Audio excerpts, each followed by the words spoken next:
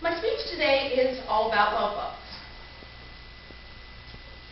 We have all heard about the story of Herbie the Love Bug, but that's not the story we're going to talk about today. Herbie was a Disney movie that was about a Volkswagen Beetle champion race car that had a mind of its own and could actually think for itself. The type of love bug that I'm going to talk about today is this pesky little nuisance that we all deal with here while living in Florida. This creature is the dreaded love bug. What a strange name for an insect, since not one of us love to see this bug come around. In my speech today, we're going to explore what is a love bug, where the love bug originated, how it came to Florida, and how it affects our automobiles. Let's first talk about what is a love bug. A love bug is actually a small black fly with a red thorax that fly typically while mating, therefore the term love bug. You will find that the male is a 1/4 inch in length, and the female is typically 1/3 inch in length. They also don't sting, they don't bite, and they don't even carry disease.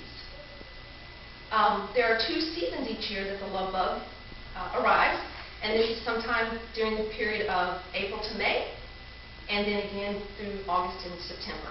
And they usually stay around for about 4 to 5 weeks. During this time, the female love bug will lay on an average 350 eggs, and she lays them under dying vegetation. Once the female lays the eggs, she only lives for approximately 72 hours. Males live for 92 on average. The larvae actually do service a beneficial purpose. As they feed on the dying plants, they convert the plant material into organic material that growing plants can use. And the larvae, once they reach the pupal stage, it takes them about 7 to 10 days to progress. Love bugs also are usually visible to us between the hours of 10 a.m. to 4 p.m. or dusk, and the temperature needs to be around 68 degrees. And then at night, they just go back to resting on low-lying vegetation. Okay. Next, I'd like to discuss where the love bugs originated. The overall consensus is that the love bug came to the United States from South America, and they were first reported in Texas and Louisiana in the 1940s. In 1976, L.L. Bushman tracked the progression of the love bug along the Gulf Coast and across Florida, and they were first collected in Florida in Escambia County in 1949.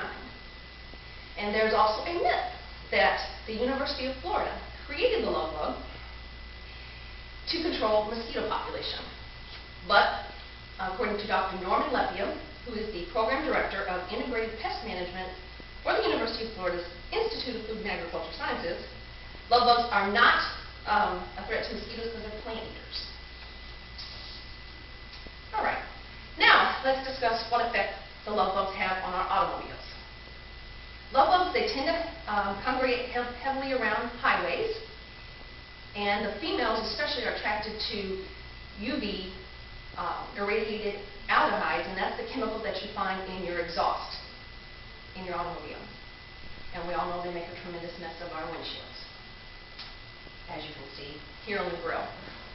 So much so that, windshield water fiber fluid won't even get rid of any remains that they leave on our windshield. They tend to make more of a mess.